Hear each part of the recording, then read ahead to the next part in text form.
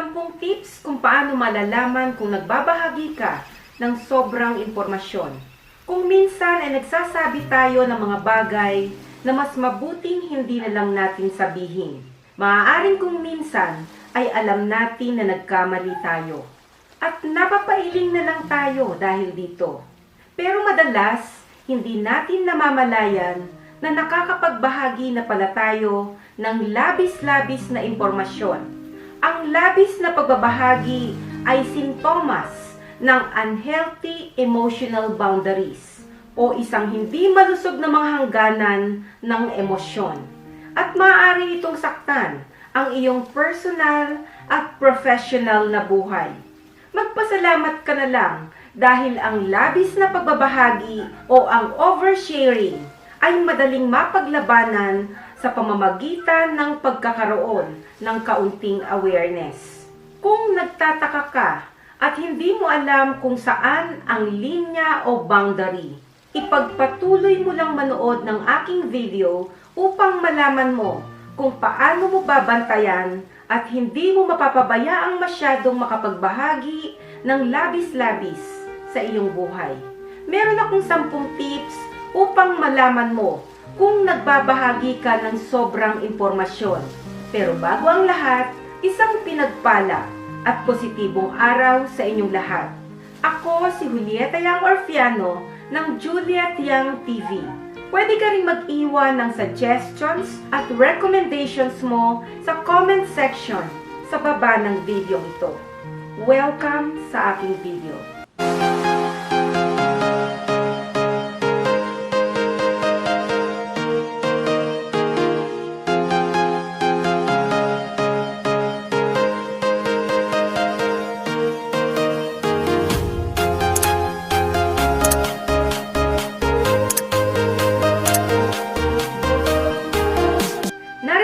Ang 10 tips kung paano malalaman kung nagbabahagi ka ng sobrang impormasyon.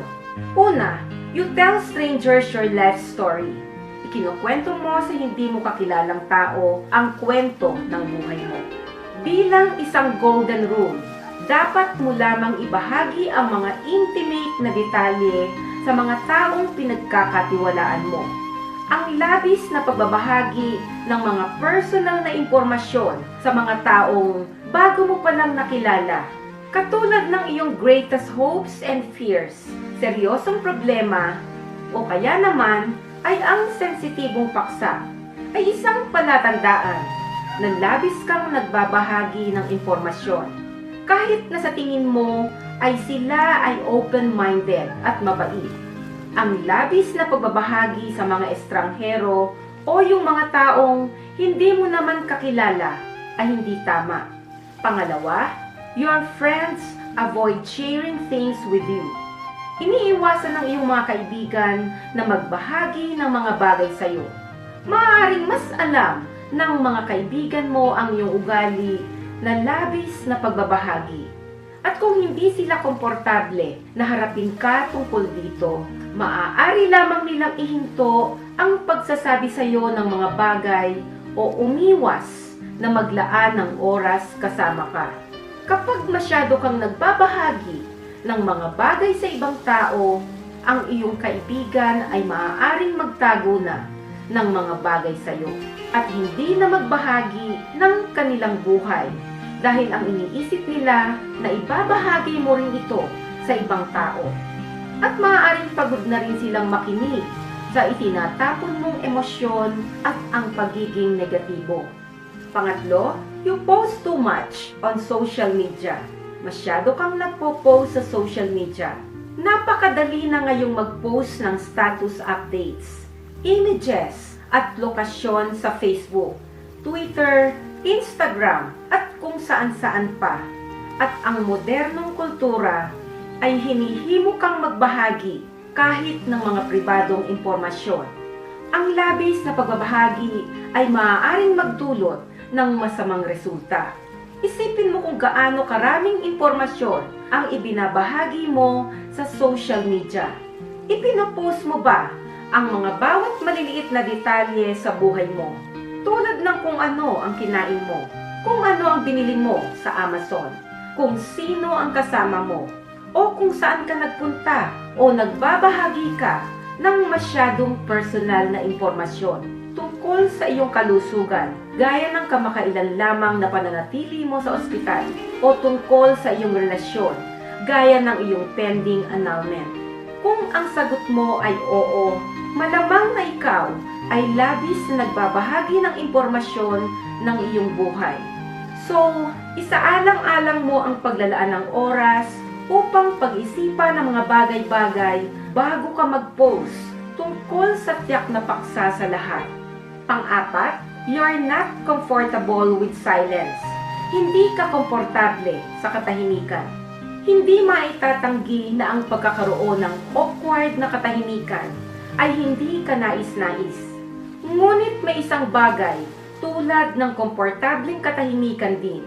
Ang mga taong ayaw ng katahimikan ay karaniwang pinupuna ito ng sarili nilang boses. Magsisimula silang magsabi ng mga personal na kwento, kahit na ito ay hindi nakakatawa, hindi nauugnay o nakakawili. Maaari rin silang magbahagi ng hindi naaangkop na impormasyon o kaya naman ay isang masyadong personal na detalye sa mga taong hindi naman nila gaanong kakilala. Kung palagi kang nakakaramdam ng hindi akma kapag walang nagsasalita, maaaring pinupunan mo ang katahimikan ng hindi kinakailangang impormasyon. Subukan mong pagmasdan kung ano ang reaksyon ng iyong audience. Baka mas gusto nila ang katahimikan. Panglima, you force others to take your sides. Pinipilit mo ang iba na kumonti sa'yo.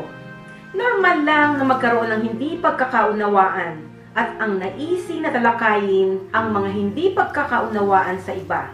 Ito ay isang hindi malusog na bahagi. At ang nangyayari kapag hinihila mo ang ibang tao sa isang usapan, ang third person na ito na hindi humiling na maging kasangkot ay madalas na biktima ng iyong labis na pagbabahagi. Ang sitwasyong ito ay maaaring makapag-iwan sa bawat isa ng pakiramdam na medyo hindi komportable, lalo na kung pipilitin mo ang iyong parehong kaibigan na mamili kung sino ang papanigan. Kung ang alitan ay pumapaligid sa miyembro ng iyong pamilya, maaari ka rin maging sanhi ng discomfort ng dahil sa pagtawid sa boundaries ng hindi sinasadya. Kapag isinangkot mo ang ibang tao sa inyong hidwaan, madalas ang pakiramdam nila ay obligado silang pumanig sa side mo. Kahit hindi mo naman malinaw na sinasabi ito sa kanila. Ang oversharing sa parang ito ay maaaring sanhi na layuan kanila.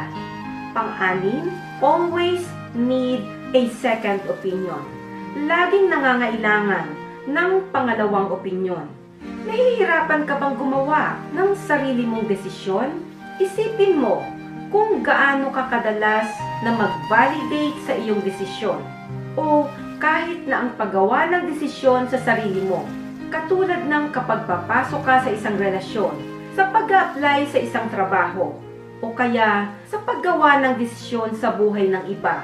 Kinakailangan mo pa bang tawagan o i-message ang iyong kaibigan o kapamilya sa bawat hakbang na ginagawa mo? Palagi ka pang nagpapadala ng mga hindi hinihiling na live updates at mga larawan. Kung ang sagot mo sa mga tanong na ito ay oo, then malamang na nagbabahagi ka ng sobrang impormasyon. Pang-pito, you forget about others' privacy. Nakalimutan mo ang pagkapribado ng ibang tao. Kung hindi mo pinapahalagahan ang pribadong buhay mo, madali mo itong hindi mapapansin kung gaano kalaki ang halaga ng privacy ng ibang tao online. Baka nakakalimutan mo na hindi lahat ng tao ay gustong ibahagi ang kanilang larawan at lokasyon at pagkatapos ay nagbabahagi ka nang wala kang pahintulot sa kanila offline. Pangwalo, the private details of your relationship are public. Ang pribadong detalye sa iyong relasyon ay bukas sa publiko.